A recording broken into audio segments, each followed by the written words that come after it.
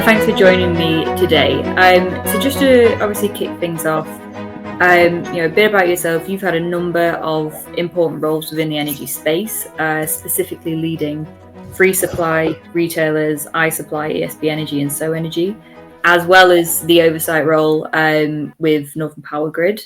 You've overseen some pretty major changes leading these businesses, from changing customer preferences to life-changing external factors about energy. Could you start by just giving us your sort of high-level overview on the energy landscape and how it's changed over the past several years?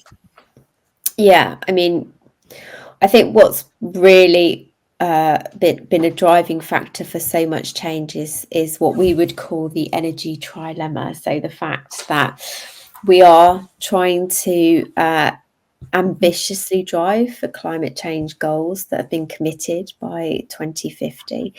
The UK has been amongst the front runners, I would say, in that global transition towards cleaner energy sources. And certainly the energy mix in the UK has moved away from coal as being primary source. I think that's now down to less than 2% of power generation. It won't be long before it's completely phased out.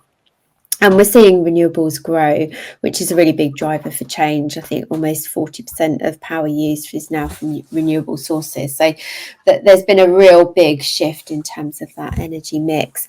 There's a piece around energy independence, which obviously was driven by a strategy to reduce our reliance on Russian oil and gas. We saw the kind of catastrophic impacts during the energy crisis of that invasion in Ukraine. And so there is a clear blueprint now for energy independence. And then the other part is around soaring energy bills, which clearly was an impact of that invasion and driving up the cost as a result of wholesale energy prices increasing. And I suppose until we've transitioned to that future clean energy system, then we will continue to see affordability issues. I think the latest data that I saw on that was from Ofgem, showing that consumer debts now reach 3.3 billion, which is a significant number. So we are far from out of the woods yet on that debt piece too. Yeah, I mean, the affordability issues is going to be huge, and we're going to touch on that later, because that's just going to be such a big part of this. What was it like running supply through the energy costs and sort of balancing that priority? What do you think, in your opinion, what does the future look like for those energy companies? So I think for me, energy retailers retain a really important role in the lives of customers, and part of that is because they have a really intimate touch point. So they are in homes, they're installing smart meters, they are the ones that customers go to in order to seek advice and information. I think that will continue to be the case. But I think that will change. The role of those suppliers will change as we see consumers move into prosumer relationships where low carbon technologies are adopted, and suppliers are going to have to evolve the services and products that they offer in order to accommodate that changing and evolving customer needs. So I think the suppliers have been quite instrumental in supporting customers through the energy crisis. But now that we are almost out of the other side of it, dare I say, and that their markets are a little bit more stable than they have been, I think it's an opportunity for them to really reset and rethink about what that future landscape looks like for them. Yeah, absolutely. And the customer experience has massively improved. If we go back sort of a decade ago, the thought of even calling an energy company was sort of I remember it as being a pull your hair out situation. Obviously, with your communications background, I think that's been a pretty important factor in helping see change. It's important in this process of putting the customer first. How do you think that necessarily gave you sort of a fresh perspective on what is to improve the customer experience and how it has improved? So I think, I mean, it sounds really obvious, but having worked across lots of different sectors and largely in retail environments prior to coming into energy, if you put the customer at the heart of decision making genuinely, then and think about the needs that they have and how organisations can meet their needs irrespective of the situation, then communications is a really big part of that, because it has the potential to impact so many business metrics. So whether a piece of communication drives a response, whether it is targeted to provide the right information for different types of customers, particularly vulnerable customers, recognizing in particularly situations where customers will find it stressful, that actually you can offer reassurance by talking to them as if they're humans with empathy. My observation on coming into the sector is that the energy is incredibly complicated. There's lots of industry speak, lots of stuff that means nothing to the average consumer, and legacy processes have been designed by engineers. And whilst that, you know, that has been brilliant in sort of serving up to a point, as customers' needs have evolved, actually the change hasn't kept pace to meet their needs brilliantly. And it's only by walking in a customer's shoes that we make better decisions on ensuring that customers feel part of this, and it's a shift that is a positive one rather than being done to, if that makes sense. Yeah, absolutely. I mean, one of the things that we definitely saw happen in the market where some customers might have felt like it was being done to them is when they're being told that they're migrating over. We've seen that happen with some really big energy companies, like bulb customers moving to Octopus, and you don't necessarily you might initially feel like you don't have a choice in that. You're again being told that it's happening. With ESB and So Energy, what was the process like migrating those customers over, and what do you think makes for a really successful migration? I mean, we saw lots of suppliers that failed through the crisis, and I think you're right that actually a lot of customers will have felt out of control because those processes were done to them.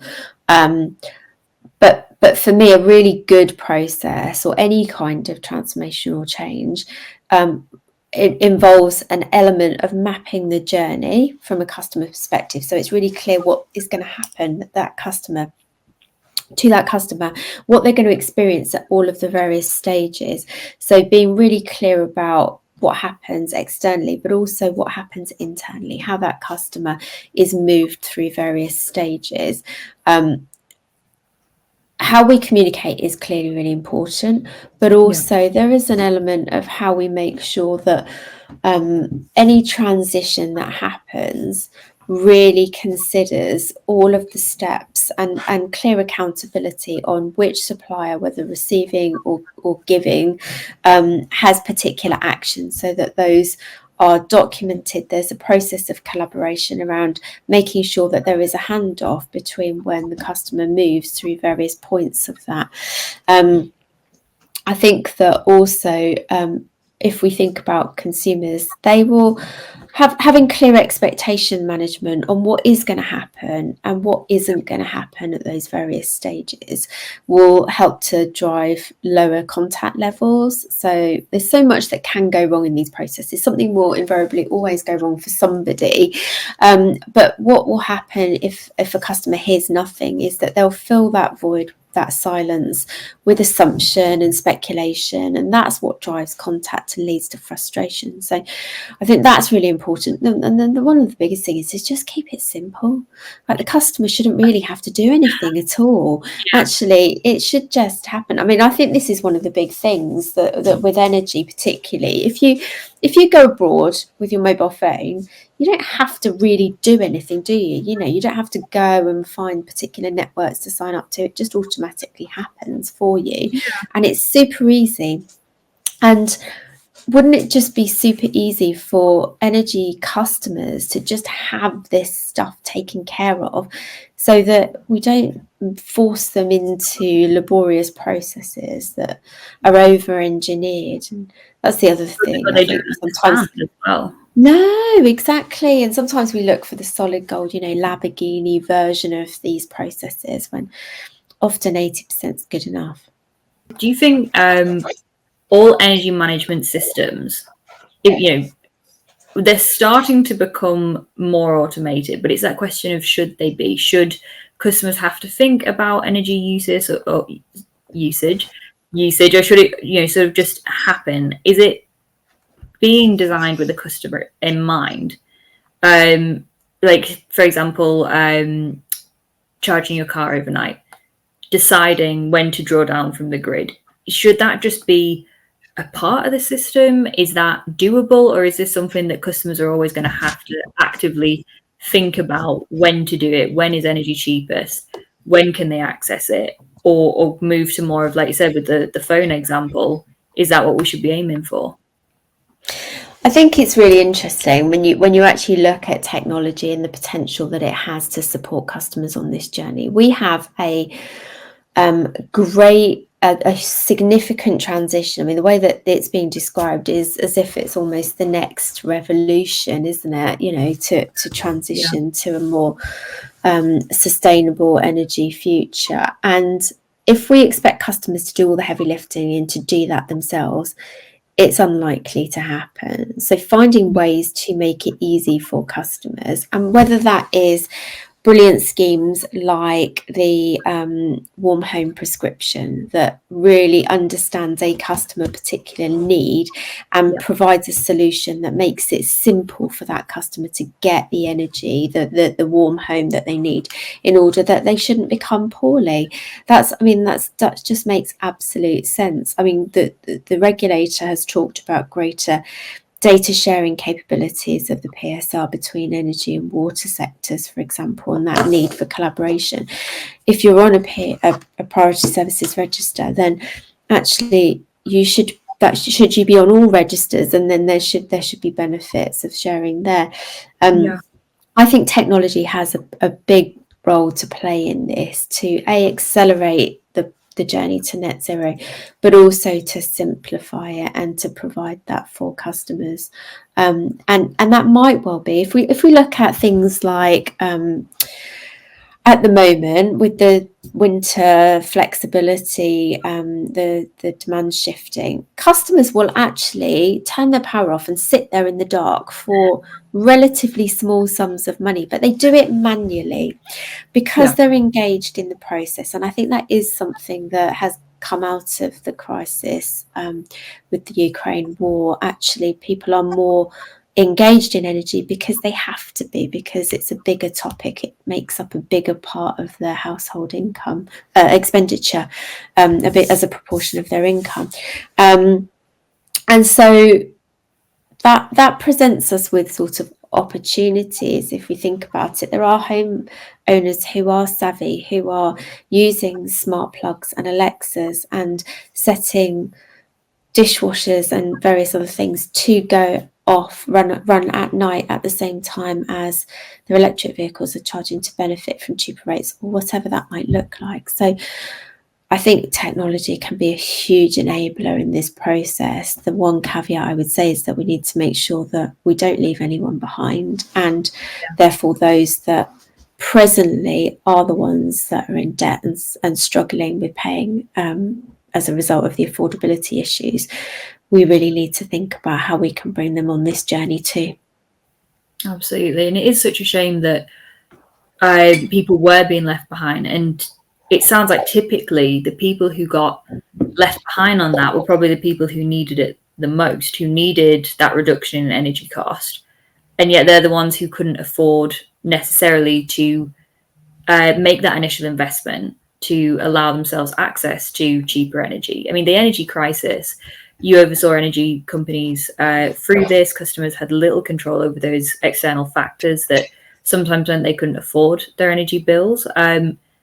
How did you see that energy crisis affect the uptake of renewable energies? My observation is that we have a market now whereby we've got this sort of two-tier essentially. I mean, that's broad sweeping generalizations, but those that were able to invest in technologies like solar panels and batteries and saw them as investments certainly did so. And we saw, I think, over the last 2 years, a move from about 3.5% to 75% of homes now having solar panels on their properties, right? So it's a really big, significant uptake, a shift in uptake. But for those at the opposite end of the spectrum, they are still in a position where actually the initial investment is so far out of reach that it means that that's just not a consideration for them. Now, there are all sorts of barriers that we have. For example, 40%, 50, just under, I think just over 40% of homes are rented, and so you'll have homeowners that don't have the capacity or the potential to actually influence whether or not their homes have insulation or energy efficiency measures installed, or actually whether the landlord will invest in those low carbon technologies that makes it cheaper and easier and more affordable for consumers to have a better home. So I think that is something that is quite challenging and that needs a very much joined up approach. But what certainly for those that have been able to afford it over the energy crisis, we have seen an uptake. Yeah, what you said there about the rental market is especially topical because there are so many people who rent, and we're seeing a lot of sort of different models for how it can still be financially rewarding, because that does seem to be a big motivator. How it can be financially rewarding for a landlord to make those investments for the consumer to then sort of benefit from it. And it doesn't sound like the most straightforward business model to sell them on, but we are seeing some interesting things going on in the US. So hopefully we'll see more of that over in the UK as well, because as you said, renters is a big part of our housing market, and we need to consider those customers as well. I mean, as you said as well, Ofgem has published a lot of data about debt, affordability, wholesale prices. I want to talk about the price cap policy, because that was obviously meant to protect consumers. We actually saw a lot of flaws with that policy. I mean, how would you say we can make that mechanism more effective? So the price cap was never really designed for the market conditions that we are operating in now, and I think it was, it's very much designed as an intervention to protect a specific group of customers from what I would call sort of price gouging. And what we saw during the energy crisis, that it operated a bit more as that sort of de facto price for almost all consumers. It essentially froze all market competition, which was not what it was intended to do. And what we're now seeing is that tariffs are priced there or thereabouts at the price cap, and they have been for the last couple of years. And so the way that the mechanism works is to mutualise a number of costs across energy consumers. So whether it be the costs for those failed suppliers, or there's a debt allowance within the price cap for consumers that are not paying energy suppliers for their bills. When it was introduced, it was very much about consumer protection and preventing customers from paying unfair costs by limiting how much suppliers can charge, and that created an element of stability because it smoothed the impact of those price increases over time, especially during periods of volatility. But I think what we are now exploring is whether or not actually it's better for more targeted support to be introduced. For example, a social tariff has been floated around as an idea, which really supports those in low incomes, and that the government or the industry would then subsidise bills for those that are perhaps more vulnerable or facing affordability challenges. And that's something that has gained a lot of support recently, but I think that the appetite to change when there is so much change going on in the sector perhaps isn't there in the short term, and it might well be that there are other solutions that are considered as well. Things like introducing ESB Energy will help in the long term, but it's definitely not going to provide us with any short-term gains, in my view. Okay, that's actually a really interesting point. I'm so glad you brought that up because GB Energy is just so topical right now. But like you said, that is really more long term. There could be a lot of reward there. Short term, we need to think about energy engagement. And with factors that increase customer engagement, obviously, I think customers are becoming way more savvy towards it now. They're seeing, well, we've seen a lot more customers participating in energy transactions. What would you say has been one of the key things that got energy engagement to increase? Was it gadgets, smart meters and things like that are now a lot more understandable? Was it necessity on price? Was there like a big catalyst to increase in that engagement, or was it a mix of things equally? Yeah, I mean, I do think that affordability is a key driver, and I think that for a long time, customers didn't have to necessarily worry about their energy bills. And so the silver lining out of the crisis, which has been very problematic for lots of individuals in all sorts of different circumstances, for a variety of reasons, has increased engagement, and that is largely driven by price because people had to be. But I do think that there is a tipping point that's coming whereby it's actually a bit cool to talk about the technologies that you've got in energy. And like, I mean, certainly at my Christmas dinner table, we definitely talked about, EVs and heat pumps and adoption of low carbon technologies. But smart meters unlock the benefits of that. And you're absolutely right that energy suppliers have been very focused on how they can engage positively in a way that allows us to ensure that consumers are really benefiting from those low carbon technologies when they can at a point in the future. I mean, the smart meters will enable suppliers to have more accurate data. They allow customers to actually understand where their usage is coming from.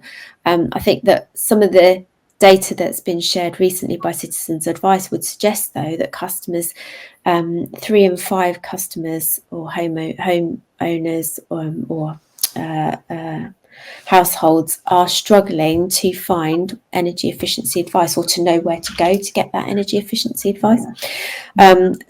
And that's a staggering number, 3 in 5. And we have to make sure that, as well as the technologies being there to enable the energy transition, we also make sure that the information and the advice and the support and guidance is there so that customers have not just the awareness and the engagement in energy, but then actually know what to do as next steps. I like to sort of think about it as stages that customers go through, stepping stones almost to an energy transition to a more low carbon life personally, and that smart meter really is one of the first steps that enables customers to take that journey. Yeah, I mean, this is why it's so important that we're considering it from the communication standpoint, because too often the technology is created, but then for your average customer, it's not understood, it's not easily accessible. I mean, like you said, smart meters are so important. I've often heard of EVs getting referred to as the tipping point. Why do you think that is for your customer? That's when they really start to change their engagement levels with energy. So, I mean, tipping points are usually a concept around, changes in customer habits that when a new technology or behaviour becomes widely adopted. But for an individual, there's also a tipping point at which their skepticism or behavioural inertia shifts, and actually they become quite motivated to accepting a new way of being. And when you get an EV, you get used to filling that vehicle with a different type of fuel. Yeah. And so you understand what a kilowatt hour is, perhaps in a way that you didn't before, because you can directly translate it and relate it to the miles that you drive, the distance that you need to go, and how long it takes to charge that battery in that car. So it's a point at which customers are forced into engaging with actually what does electricity mean when it comes to transportation. So I think that that's why people call it a tipping point. I have to agree, actually. I do think that up to that point in that journey of stepping stones, you can do things like replace light bulbs, you can, improve the home energy efficiency through sort of tactical deployments of kit essentially in the home. When you get an EV, you think about energy in a different way, and actually shifting behaviours, because you have to drive in a slightly different way, you have to charge in a different way rather than stopping for petrol, means that when it comes to home energy optimization, you're more informed, and you're in a position where actually those solar panels and the batteries, or the battery in your EV through vehicle to grid or other things, can be used, and that customers can really benefit from it. Yeah, no, absolutely. What you said there, I think, sums it up perfectly. It becomes real. It's not just what is a kilowatt hour anymore. It's, I know exactly what it is because it takes this amount of charging to get it, and it costs me this much. And it's something that people use every day. So that's been a huge, well, not even a catalyst, that, like you said, tipping point to change how they're thinking about it and how they're engaging. I mean, I want to sort of start wrapping this up by thinking forward with the future. We already mentioned on the potential of something like GB Energy being more of a long-term payoff for customers. And what are your some sort of wider predictions for the future of domestic energy? Wow, I mean, that's a big question, isn't it? I mean, in terms of predictions, I think that we will probably see flexibility play a greater role. I mean, that is certainly something with the rise in virtual power plants, particularly in aggregating homes and businesses to help support the grid, and even potentially offset some of those costs of upgrades and reinstatements. So I think that's really interesting as a theme. Technology will invariably become a really big part of that, as will data, actually, as we think about how energy moves from being one way to a two-way flow through the system, and how we make sure that consumers are taken on that journey, I think, is a really important part of it. We'll see more investment in renewables. We will absolutely transition to a greener fuel source more holistically, and hopefully in turn that will reduce our reliance on external sources. I think that there are all sorts of things that need to be considered. Greenwashing is a really interesting one, because I think customers have certainly become a bit wiser to it, and also there's been a bit of distrust in the energy system from consumers, which has been eroded through all sorts of scandals and sensationalist headlines. And so we need to be in a position where actually that supports this transition a little bit better. So there's an interesting stat I read that I think if we're thinking about the future energy market, that actually by the late 2030s, more than a tenth of annual electricity generation could be curtailed, according to National Grid's ESO. So that's 10% of electricity generation, and so I think that for me, that's like heat flexibility is going to be arguably one of the biggest enablers of the low cost transition to renewable energy, and so that connection to customers as part of that is super important. Yeah, because again, it's always about pairing, not just the generation side, but the energy reduction as well. How are we more effective with the energy that we've got? And you made a really interesting point there about greenwashing. Customers have been affected by it. They have had their trust eroded, which has been really unfortunate to see. And that's from a lot of companies who make these sort of false claims. Again, would you say that comes back to sort of a communication point to build that trust back up?